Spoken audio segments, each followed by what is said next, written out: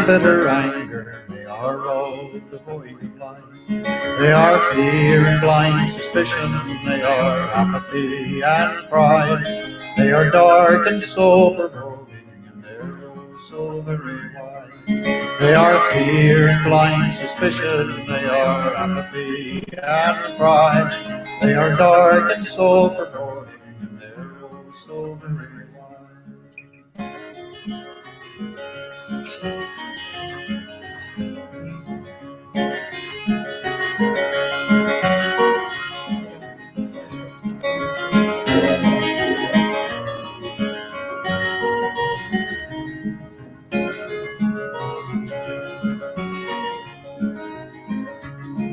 Let us build a bridge of music, let us cross with a song.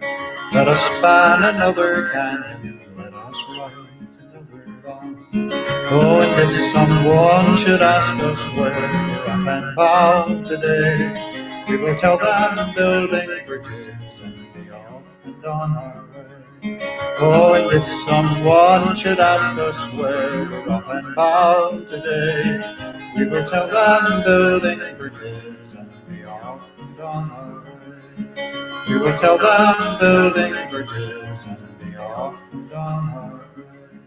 We will tell them building bridges and be off and on our way. Thank you, Bill Staines. This is Sunday on the Front Stoop, the longest stoop in the world.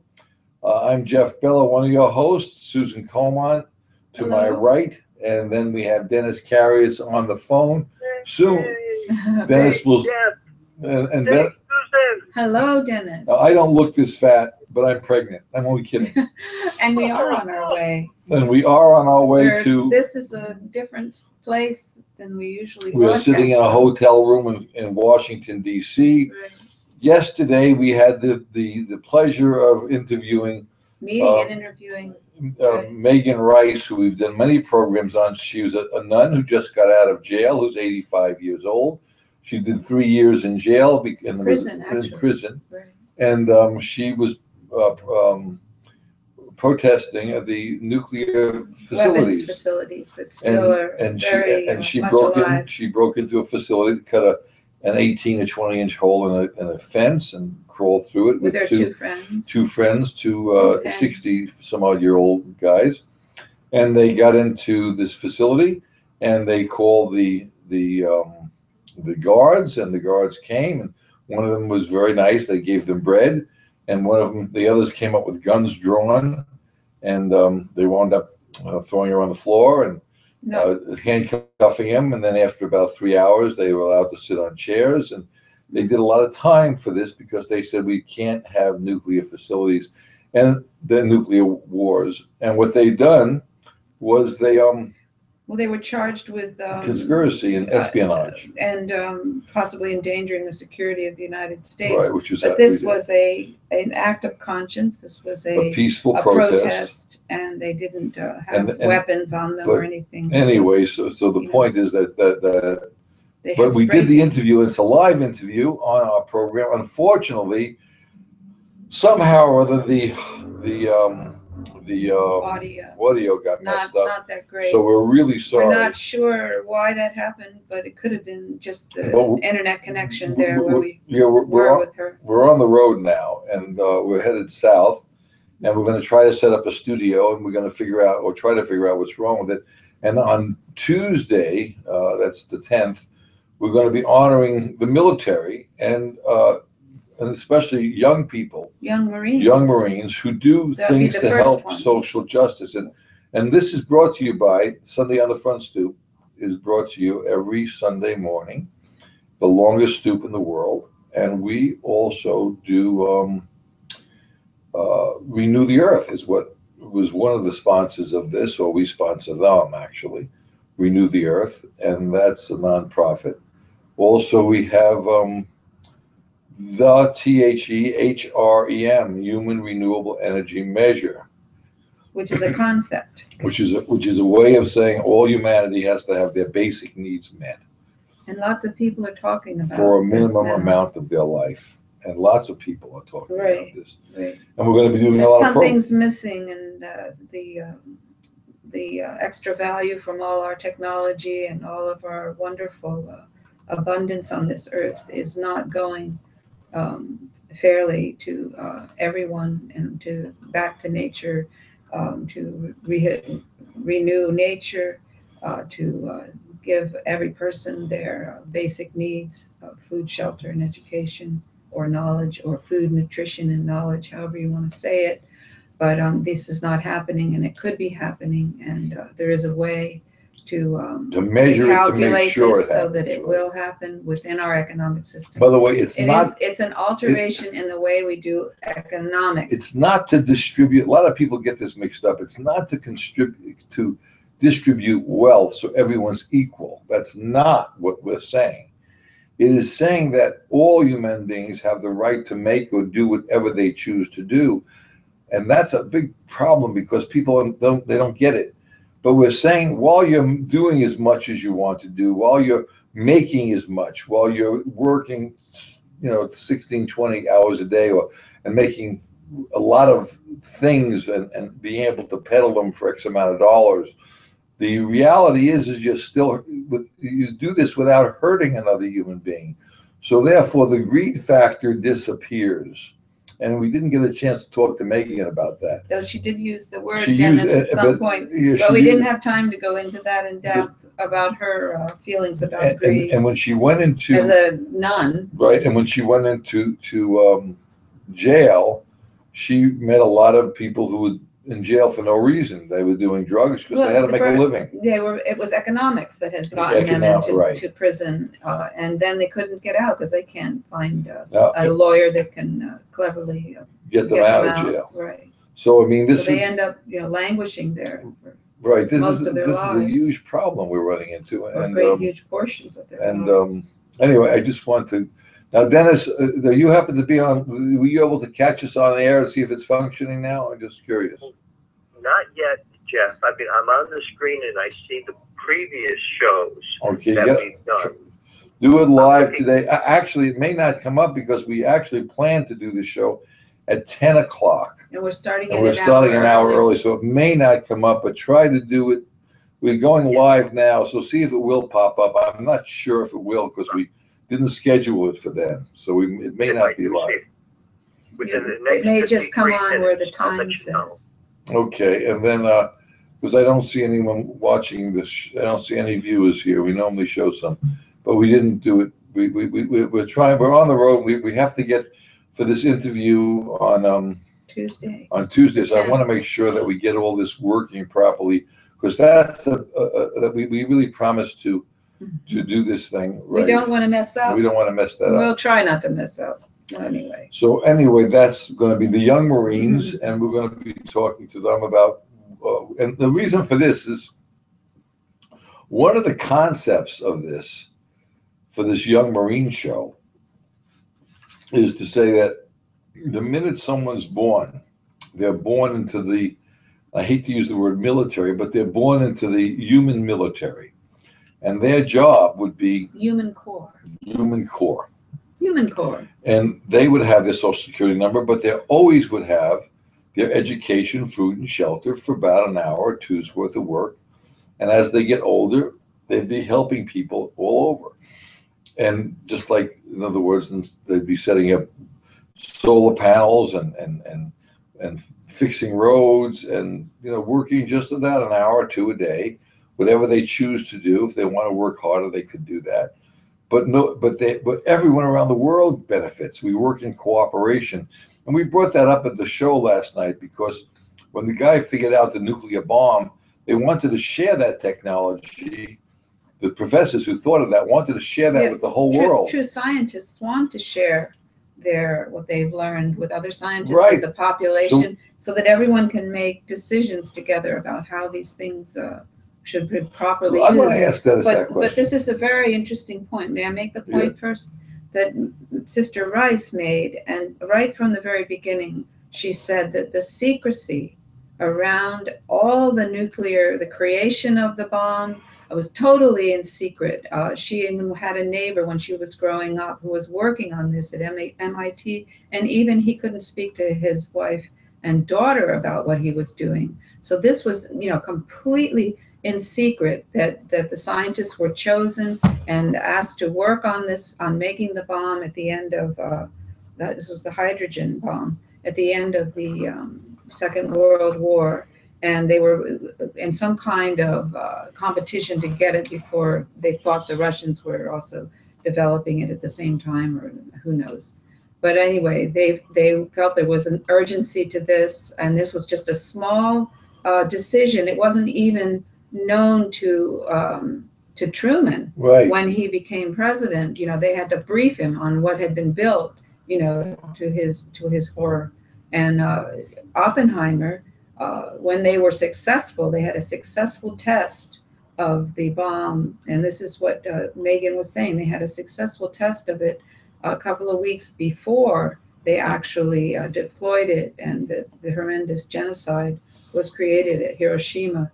And then, unbelievably, they used it again on Nagasaki. It's just incredible. And history is wrong, by the way. But they tested it, and the scientists said, and Oppenheim said, he said, this is it. We know it works. This cannot be used. And of course, they completely ignored him because there was an economic possibility there of making huge amounts of money off of this, the creation of these bombs, the military potential of what they called a deterrent, but it's not a deterrent. It's just an escalation. It turned out it was not a deterrent at all. They can make money with these things. Right. There's always somebody who can profiteer off of something like this. And so he was fired and then watched for the rest of his life. He was hired by a university, I think she said Yale, and he worked as a professor there and continued his research. But he was never, given any credibility. He was ostracized by the press because that was the way they were going to treat that kind of scientist who didn't want, a weapon of annihilation to ever be used.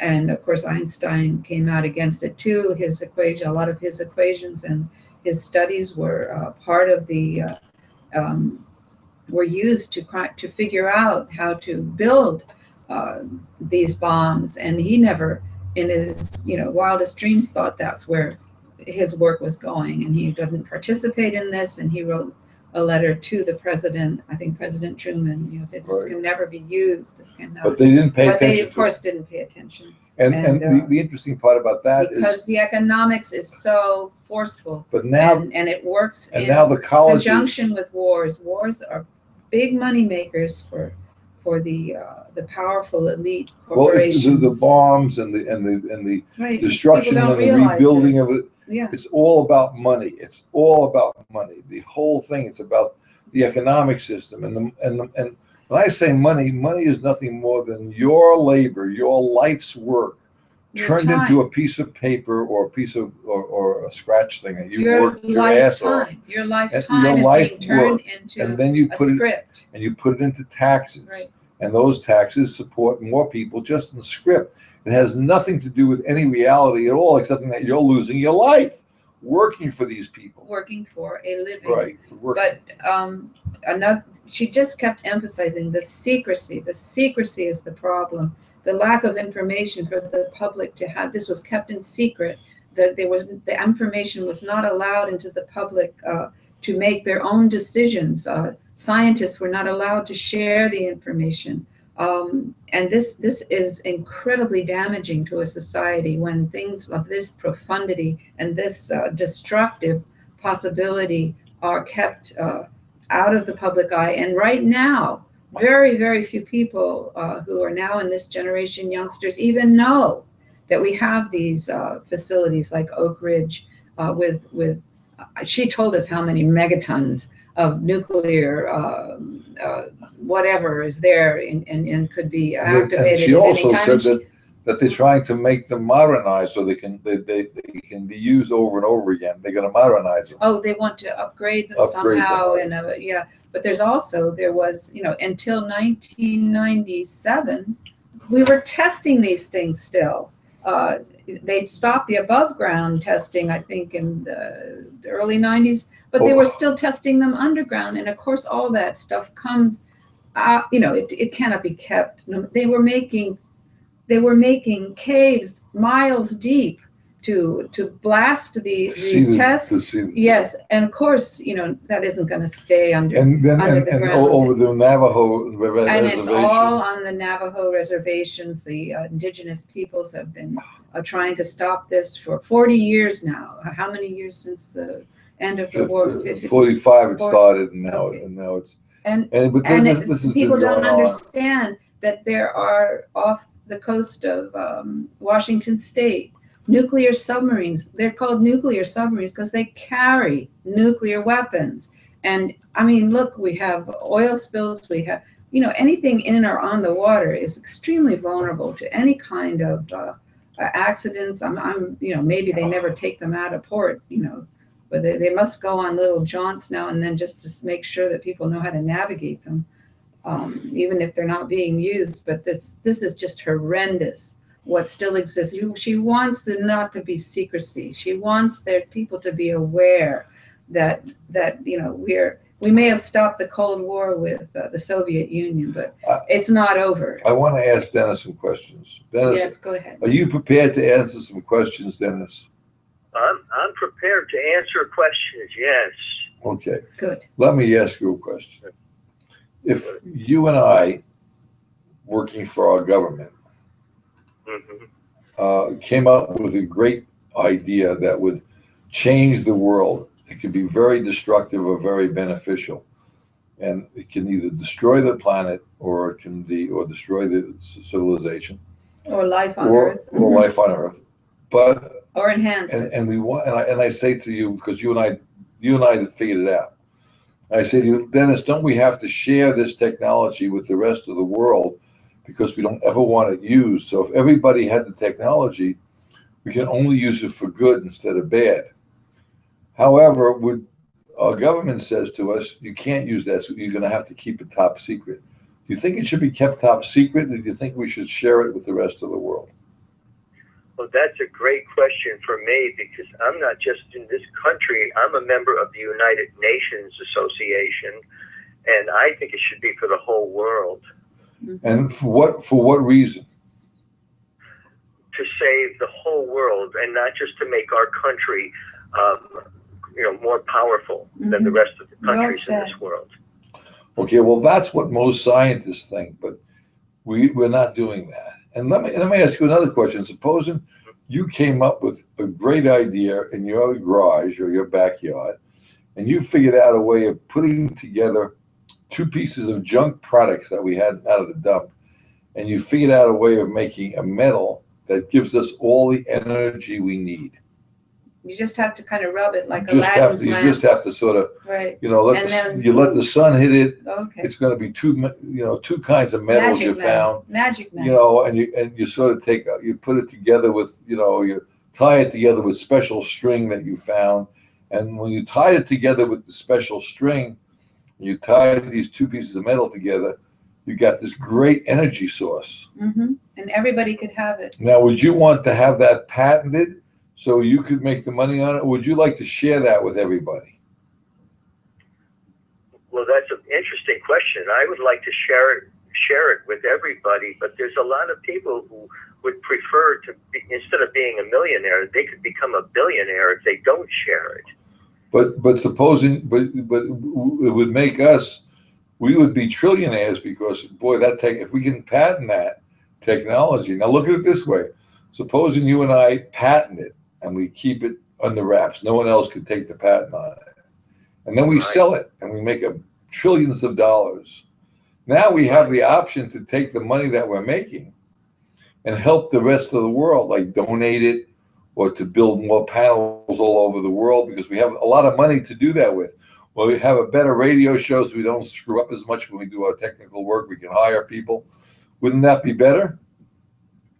Well, I would say yes, but there's a lot of billionaires out, or even trillionaires out there right now. Why don't they do that? Well, but no, I'm just talking about you and I. But yes, it would be better. Yes. Well, which one do you want to do? Do you want to have it so you can control it ourselves, so we can give out the money ourselves to whoever we think it should be?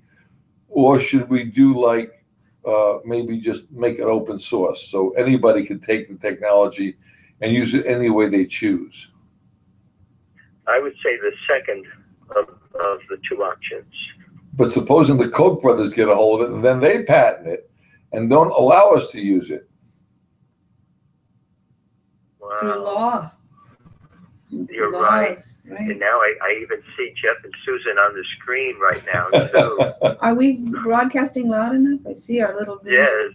It sounds like I can see the green thing. But it's And I see Dennis is on this, so it's working. Mm-hmm. I'm going to just change angles on the screen again and see how this works. I'm just wondering whether our volume is up high enough. This is as high as we can get that. Okay, great. Okay, that looks better. Yeah.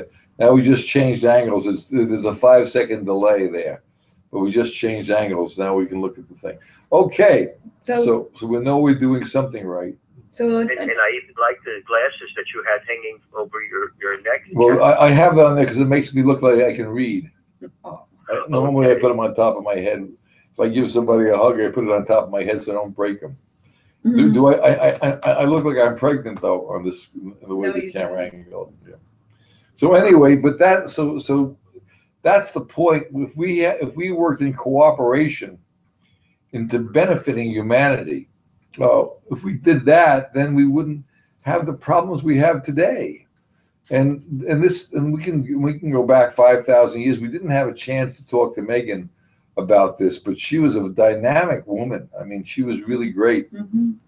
And while she was in prison, she got to know the other women that she was in prison, with. That's her nature to bring people into what she's trying to teach. All her life, she's been interacting with people who can bring to light the dangers of nuclear weapons and nuclear proliferation of these weapons, and they should not exist at all anymore. But she's worked with groups all her life, and plowshares demonstrations. Oh, plowshares is an anti-nuclear. They do active, protests as a group, and they design them to have as much impact as they can. The way they got They're the word, nonviolent. but the way they got the They're word acts of plowshares conscience. is to take the weapons and forge them into plows to benefit humanity instead of weaponry. Right. And That's in the Bible. And Buckminster Fuller also Mhm. has said the same thing. He calls it livery. Livingry. In other words, Instead there's of weaponry, and then his word livingry, So which indicates that technology, as you were saying before, can either be used as a Good weapon or or it bad. can used as something to enhance life. Almost everything you can think of that we make as a tool has a double edge, essentially, a kind of good and now, bad. what I want to But what she was saying with these young women, and older women, and people in prison, they were there because of economics. They had done something less make a than living, legal right. in order to survive. To feed their children, to keep alive themselves. There were all the scenarios we know about. That people are in desperate straits will resort to. And she said that, there are no real, in the way our prison system is evolving now, there's so many men in the prisons that they're actually moving women out of prisons and into kind of just dormitory situations where they have no activities or access to education or anything. They're just being held there like in a holding pattern, a dormitory. That's all you can say. It's a form of slavery too. And they're not, the men are still getting some, opportunities in prison, and the women are just like moved into a place where they have, absolutely, they have no access to anything that can enhance their lives at all. I just want And this is a thing that very few people understand. There are women in prison but they are not. They can't be held in the same prison as men, or I don't know what the deal is, but they're definitely getting the short end of the stick, even though, yes, they're in prison, but it's even worse than what the men are experiencing. Now, she did say that all people there are not victim of the economic system. Oh, yeah, that's but true. she Right. did also say that most people are. Most of them are. And there's no black or white here. We're not trying to say this. Even in the HRM, there's no. The HRM, and I want to bring this out, the Human Renewable Energy Measure says that if we have an agreed upon number that all human beings have to have their basic needs met in the form of their food energy units and their water energy units and their shelter energy units. We're talking about energy. Energy Energy that units sustains that can't- life. That can't be changed. You can't change the fact that we can drop you down to 500 calories of food intake a day. You would probably eventually die. You can get away with it for a while, but over the years' time, you would die. And the same thing with water units. You'd have to have a certain amount of energy units for water that the sun distills and lets you have fresh water. Otherwise, you will die. You can't drink salt water. And the fresh water here is coming from the salt water on the planet that's evaporated by the sun. Yeah. And that drops down in the form of rain to fresh water, and that's where we get this whole planet lives, the 7 billion people on the planet, theoretically. We're beholden to the sun. We're beholden to the solar. So everything is solar energy. The winds, the tidal waves, everything is sun. And then, of course, the moon is part of the gravitational pull according to certain scientists. And I have to believe those scientists because, I mean, that's the best we know. The best right we now. got. Yeah, we don't know everything. They're not belief the best systems, but they're belief in the science itself. Now, that could, in fact, be a belief system because people believe that there's no such thing as global warming or climate change. Well, science has two edges too. I mean, you can then have a scientist but I believe that, tell you something completely. that people who study it, who spend lifetime studying it, now there are people who study Christianity. Now, this is Sunday on the Front Stoop. There are people who believe that the Bible is the gospel and everything is off that. I personally will ask my question, who wrote the Bible? And then I have to go into that. But I have to respect other people's beliefs so that everybody has a possibility of being right. However, what's in front of my face, aside from my nose, what's in front of my face is something that I could see that, according to what I see around here, can I, okay, Go ahead. Just a minute. We have a Very insistent. it's amazing. Oh yeah,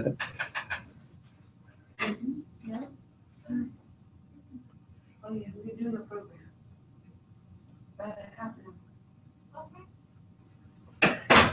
What was that? Dennis is enjoying this. Okay, who came to the door? Yeah, unfortunately, yeah, they want to clean the room, They wanted to come clean the but room. we don't have to leave till 12. We were here till 12 o'clock, so She was here early. So yeah. she came early to clean the room. So we've interrupted. This is the first time in a motel. We're doing these at a motel room, which is amazing. So, Wow. but the point I'm trying to get at is that if we agree upon a measurement, a human renewable energy measure, that all humanity has to have their basic needs met, it's an agreed upon number, just like we agree that today is a certain time of day. We agree upon that. Now, in each part of the world, that number changes, but it's an agreed upon number that's changed. Like in certain parts of the world where, let's say, it's very it's very cold, you're going to need a different Need a code. you'll need a coat which takes more energy, or housing that has some heat in it, which is more energy units. So those energy units will change, but there's a minimum amount you need to There's an survive. average. Well, it's the minimum average. Yeah, there's a minimum, A right? minimum average, and that's what we have to agree upon. And that's what has to be enshrined essentially in our economics, in our motive for participating in our social economic system. It has to have this as its goal, as its premise, not making profit, not consolidating power into the hands of a few, not more wars so you can make more money, more weapons, nuclear weapons so you can make more money, and have more wars and make more money. And back to the danger of secrecy, I just want to emphasize that, because secrecy can come in many ways. It can come from scientists being persuaded not to tell other scientists what they know. They can be persuaded to create information that is disinformation about subject that's being explored, or people trying to understand, like climate change. You can get hundreds of scientists, most scientists, agreeing that there is an impact from the burning of fossil fuel on our climate that is not enhancing it, that's destroying certain very essential aspects of the way we live on this planet. And then you'll get two or three and that say no, and of course those are the ones that the corporations get behind, that the propaganda machine gets behind, and somehow that negates everybody else. This is incredible to me that this can happen, but it does, because if somebody stands up and it's someone that everybody thinks that they should admire and believe whatever they say. So this is the difficulty that we're all in at this point in history. It's not easy to make a decision because you don't have all the information, and essential information is being withheld that is important for making the most important decisions at this point. And one of them, Megan Rice, has been working all her life to try to bring to light, the incredible destructive menace of nuclear weapons, and and to outlaw them, as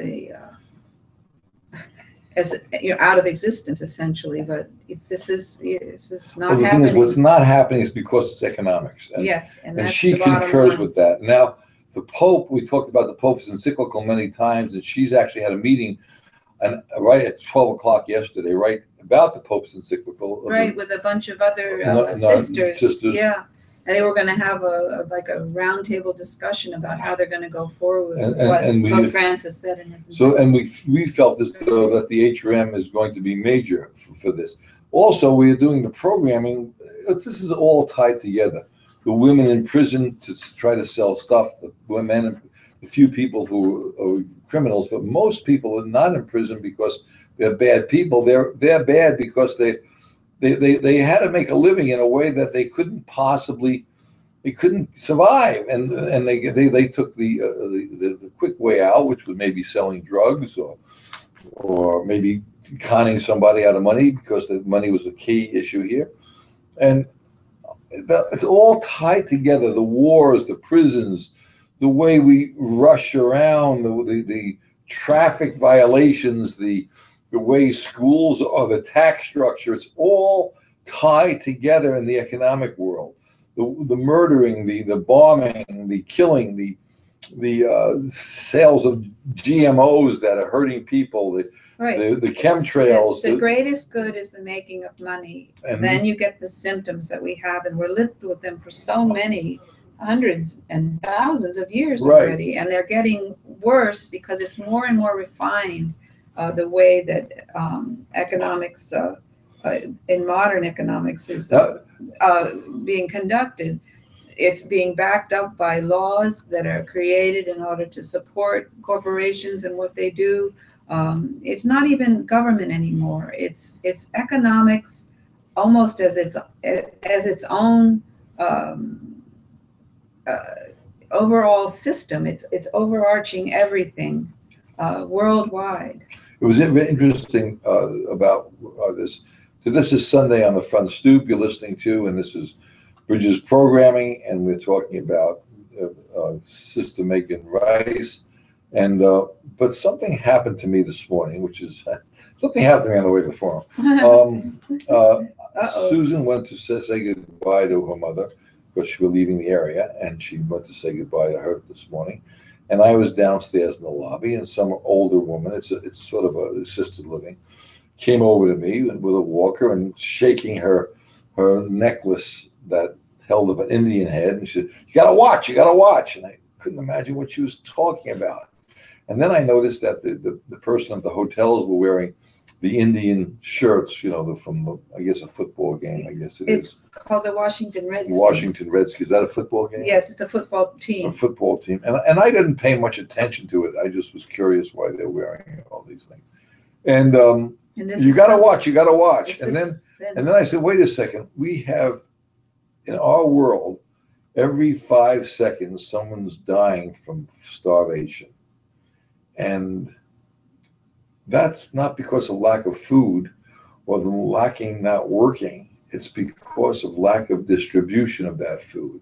So I said to the woman, this 90 or 80-year-old woman, who was telling me emphatically, I've got to watch the game. I said, whoa. I said, you're a very wealthy woman. You're living in a place that's affluent, and we shouldn't be having to watch the game. We should be thinking about the 1 or 2 people every 5 seconds dying, or even if it's 5 minutes, somewhere on this planet, dying of starvation because of our behavior, like watching the game and going out and buying things. And she said, well, I can't pay attention to that. I have to do what I can do, and I can watch the game. But doing what she can do is what's killing people. Doing what we're all doing. And Megan Rice was so understanding with that. She spent many, many years in Africa working with the Africans and the poverty-stricken people there. And she understood it was such a relief not to have to try to convince somebody that you and I. She had this cute little way of going. Thumbs up. Right. If you get a chance, Dennis, you may not be able to understand the audio, but just if you get a chance, watch yesterday's program with Megan Rice. It's not a total disaster. But if you're very patient and you listen carefully, you'll see her thumbs up. You'll hear 90% of it, but it's a shame that it's got a kind of a so we're going to try to fix that. We're going to try to get that repaired. But anyway, that's But hopefully this recording won't have that, and we'll know that have some idea. We'll test it once it goes up and on the air. But right. it's anyway. That's the point. So you see my point when we tell they're so busy, so focused on watching a football game that has nothing to do with anything. It's a big distraction. It's a huge distraction. In fact, today is the day, and there probably won't be any traffic on the road. Because not only does Sunday usually in the morning for church, because everyone's in church, but then today, because there's a football game, it'll be all day long probably. Right. Nobody will be coming. They'll be all watching. Most people will be watching the game. Right? But the other thing is that here we are going. Here, most of our Western society goes to church and prays to God and wants to help fellow man. Right? Is that true, Dennis? That's what we do when we go to church. Yeah. And then they come out and they watch a football game, not thinking of how many people are going to die today because we never got food to them. Our economy never allowed them to get food, and we're driving back and forth. And also, it's amazing that I was taught that when you drive a car, you leave a car length for every 10 miles an hour. You drive, and I noticed that people. The minute you leave, if we're doing 30 miles, I leave 3 cars. Someone jumps in front of me because they don't want that space there. Well, they think they can get that little advantage. And then oftentimes we just meet them at the next light. Next light anyhow. And it's like 90% of the time. This competitive way of doing things. We got to beat them. We got to win. We got to play the game and win. We got to win the game. No, why do we have to? It's a shame because I used to play a game with the kids, and if someone came in last, they were the winner. And when I played golf with my father, I used to say, the one who loses the most golf balls will win. And that was sort of a joke. But I mean, why do we have to compete so much So we're hurting other human beings is what I'm trying to say. This is not a religious show on Sunday on the Front Stoop. Hopefully more people sign on to it and look at it. We're now up to 7,000 listeners a week, by the way, which is really amazing. Thank you. And thank you all for listening. We need to get more messages out about how we help humanity. And individual acts of conscience, like Megan Rice has done. You need to assess the situation yourself and try to get the right, as much real, true information as you can. Very hard to do, and by the way, not impossible. But some other people's truths are different. Right. It's what you believe in. If you believe in that if Yeah, you're a Christian and you believe in Jesus Christ, I respect that. If you're a Muslim and you believe in Muhammad, I respect that. If you're a Jew and believe none of these things happen yet, you're still waiting for the Messiah to show up, I respect that. It doesn't matter what you believe in as long as you're not hurting another human being. If Right. you want to work your butt off and work 16 or 20 hours a day and only sleep 4 hours and you want to make more and more and more money and make your trillions and another trillion on top of that, I respect that. If that's your choice. But you can't hurt another human being. That I don't respect. There are lots of people who are working those kind of hours, just just to here stay in the alive. motel, just to make it possible for them to get to the next day. There are people in this motel working here 16 hours a day. And then they go to the motel right next door and work Another 4. Right, and then they maybe sleep for 5 hours, and then they do it over and over again. Well, they try to sleep on the job to try to get some, because they probably can't that physically too. do all of this. Yeah, right. And they're just making ends meet. And there's people who just making trillions of dollars a day doing, pretty much, well, they're still working in their own way, but that's what you're saying is the disparity. I'm saying to you that we don't need the disparity, but people should have the right to work as hard as they want to work, make as much as they want, but they should never put anybody into a position where they have to work more than 1 or 2 hours a day for their basic needs met, not their wants. Their wants change. That's what makes us human. Our wants are different, and that's where you come in, Dennis, and I come in, where we say we want a Prius or we want a Hummer. That's our want. It's not our need. But I think everybody should have the right to work as hard as they want for what they want. But they have to work minimally for their need. And that's where the HRM comes in. And when you put it in those terms, in physical terms that can be measured, then you're not in a subjective who believes this religion or who believes that religion. I'm reading an article now, and he calls it the story. What's the story of the civilization? Our story isn't working. Well, anybody can make up a story. That's another subjective way of coming to what's missing. But what's missing is our agreement within economics on what is needed for life survival. And specifically right now, because we're the only ones, human species, that uses an economic system, we have a flawed premise in our economic system. By the way, I have never seen a squirrel and that can be calculated. Can be calculated what humans need to survive. It's a physical thing, and it can be within our economics as the major premise of our economics. Megan Rice mentioned, I was reading another article that's totally was given to us by nobody that knows Megan just before we left New York, and it's written by David Corton, but he quotes an individual that Megan Rice mentioned yesterday in her interview, the Catholic theologian Thomas Berry, Berry, and she spelled his name out just like that, just like I just did. And she mentioned his book, The Dream of the Earth. And there's a quote in here from that book, from Thomas Berry. Quote, "The deepest crises experienced by any society are those moments of change when its story becomes inadequate for meeting the survival demands of a present situation." And when he says the word story, just like the author of this, he's using that word too. I would substitute when the economics, becomes inadequate the economic for meeting the survival demands. I mean, it's much simpler. you are able to calculate what's needed by every person on earth for survival. You're able to do that, and that can be the premise of economics. That has to be the premise of economics, and that is a human decision. That's an agreement that people can come to, and eventually, I believe they will come to that conclusion. Well, if they're going to survive. He's dancing all around it in this article, but he's using the word story, and he's not using the word economics. And this actually came out of alternative radio. Amy Goodman and we'll discuss this in more depth. I guess next Wednesday or probably. Something. No, actually, that's Bonnie. So it'll have to be next Sunday. Next Sunday we'll discuss. We'll try to. But I'm just starting to read it. I want to ask Dennis a question before we get into the article. Right. Dennis, what other species do you know, if any, that works like a squirrel that gets nuts?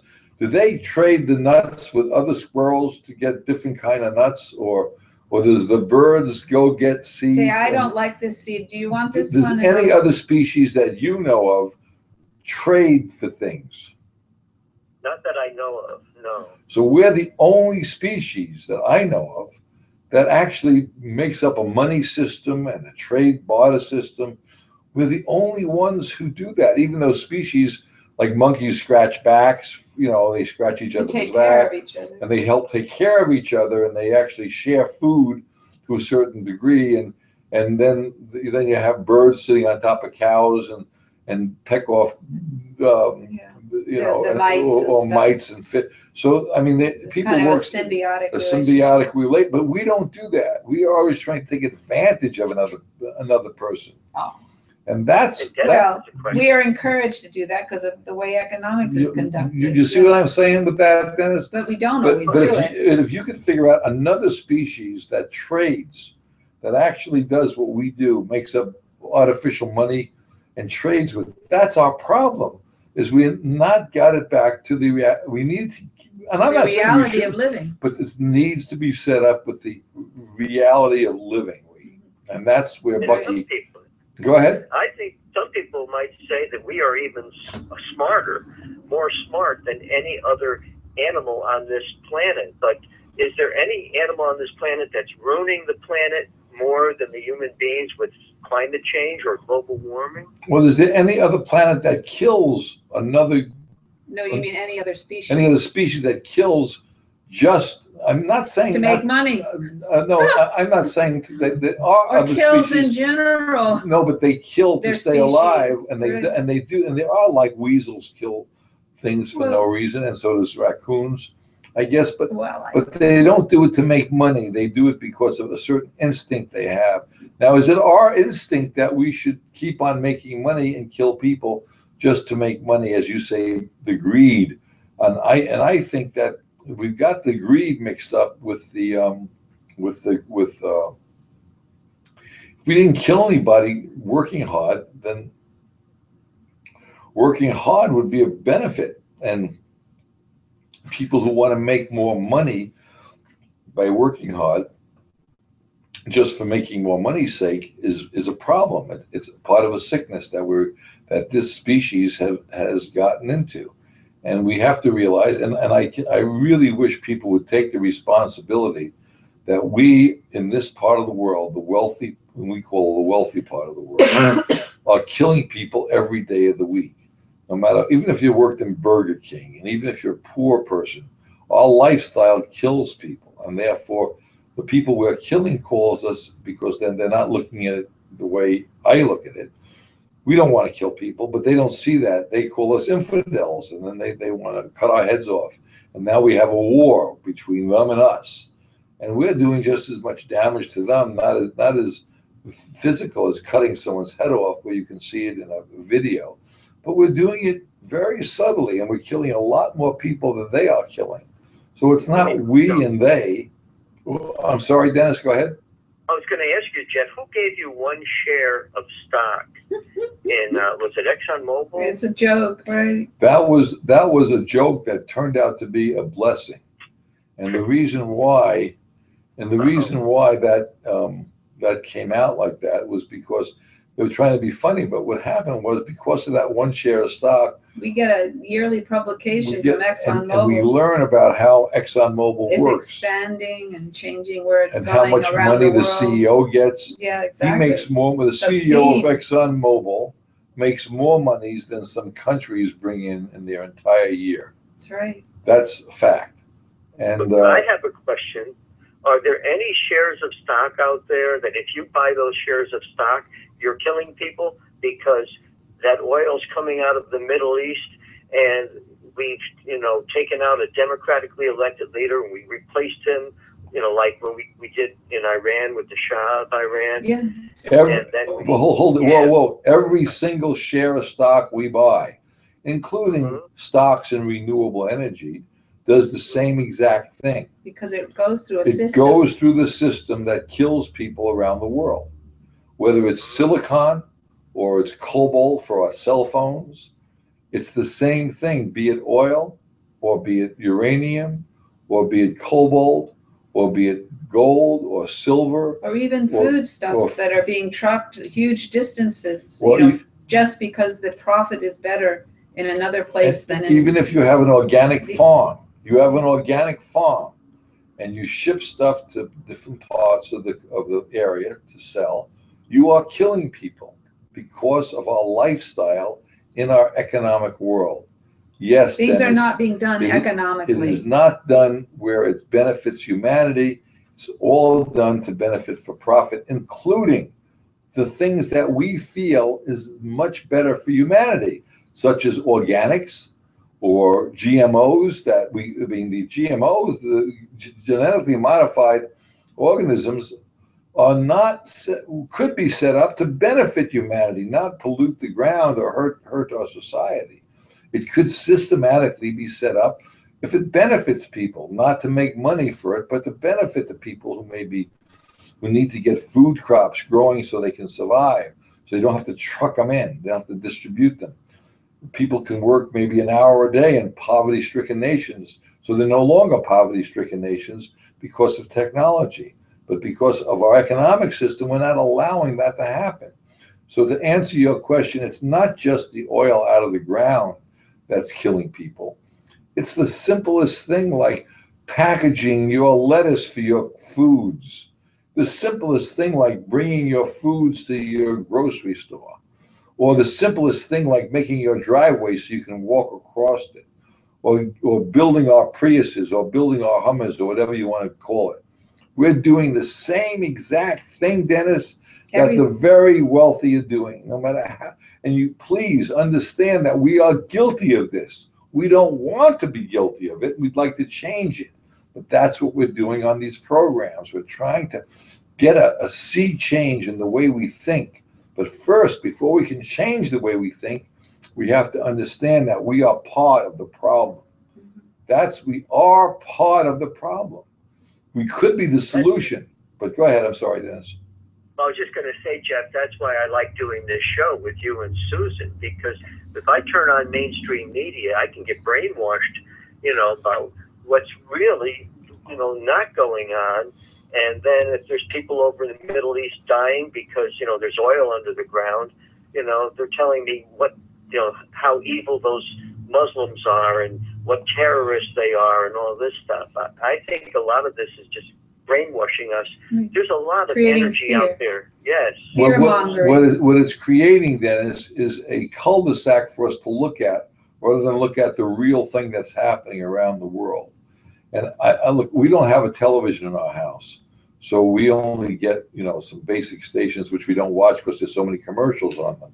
But while we're traveling, we get exposed to a lot of regular TV. There's over 100 channels on this set that we're looking at.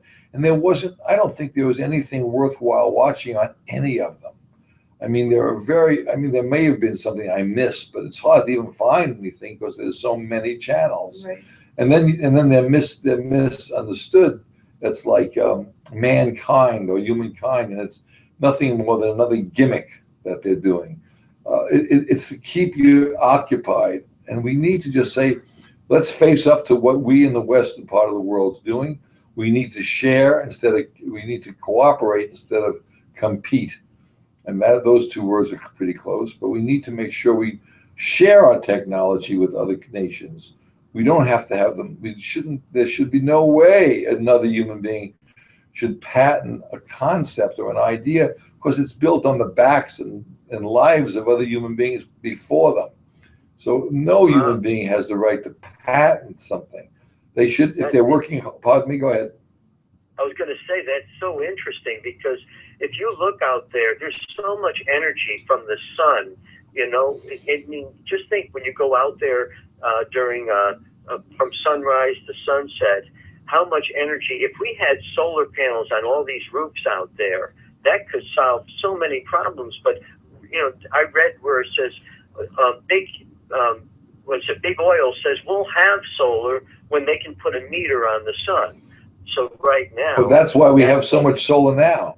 They are making so much money installing solar panels because the tax rate is set up, or the interest rate is set up, that they can make more money by buying the solar companies and selling it to us at a certain discount compared to the fossil fuel. And then there's misinformation put out all the time. Like solar is not the only technology that's out there. There's technologies out there that we haven't even heard of yet as a mass, but there's technical information out there that just like they suppress the information about the nuclear weapons and the development they suppress information. We don't even know what scientists have developed because we're not allowed to have these information. It's secret. It's secret. There is a whole some information is getting out now that they have finally, or maybe they did long ago, succeeded in doing energy from fusion, nuclear fusion, which doesn't create the nuclear waste that we can't figure out how to deal with, and is essentially you know, the answer to energy. The energy problem. The energy problem. And we may not be able to need solar panels. We may use something else, but it needs to be such a thing that all energy is gifts of nature or gifts of God. It's Sunday on the Front Stoop. And there should be no charge for that. And it's part of our humanity to use it to help humanity and help species around the world. Make this a Garden of Eden, like it says in the Bible. Whether I don't want to be religious about it, but all men, in fact, or of course women, are created equal. And we can do that now through physics. We know that. And some people, what makes us different is we have different wants and different than our needs. And that's what makes us ambitious, whatever. It also makes us very scary people because we kill one another for it. We need to stop doing that. So that's where we are. And Pope Francis, in this same article by David Corton, he right at the top, he quotes from Pope Francis's encyclical. And this is Pope Francis. The worship of the ancient golden calf has returned in a new and ruthless guise in the idolatry of money and the dictatorship of an impersonal economy, truly lacking in human purpose. Right, So, that's exactly. You know, that says it all right there. There's no human purpose in our economics. In our economic And we're system. all have to operate in this in order to survive. It has evolved that way. And it's evolved with a faulty premise of profit making and power consolidation in the hands of a few, profit in the hands of a few, technology secrecy, so that you know, the general public has no idea what the potential of the technology is. And actually, I'll quote from what David Corton is saying in his second paragraph here, something that we all understand. It all comes down to simple principles, he says in the end. The interesting thing is that these principles live in the human heart. They are principles with which we are born. They are principles that we've well understood by earliest humans. They were well understood that live in the heart. You wonder where the money's gone. Well, here's some fuel for thought. It all comes down to energy. Morality. I want to thank you for listening. This has been Bridget's Fossil program. fuel effects on Sunday on life. the Friends. Thank you, Peoples guys. have Dennis. laid. Thank you guys for Cars listening. and farms and Thank you, Susan. factories And and it all comes down to human energy. Supplies go down, prices soar, our futures are at stake. This is the And only when folk it's gone, it won't come back, and we'll be out of luck. Oh, That's the story. We'll see you then. energy. Thank you again for listening. It all comes down to energy. You wonder where the money's gone? Well, here's some fuel for thought. It all comes down to energy. We can get our energy from corn and grass and trees. Even trash converts to biofuels. Break loose from the stranglehold of oil companies. renewables can fuel the world. We're here to spread the news of energy, energy. It all comes down to energy. You wonder where the money's gone? Well, here's some fuel for thought. Yeah, we're gonna have another. It all comes down to energy. Thank you again for listening. Tune in again next Tuesday.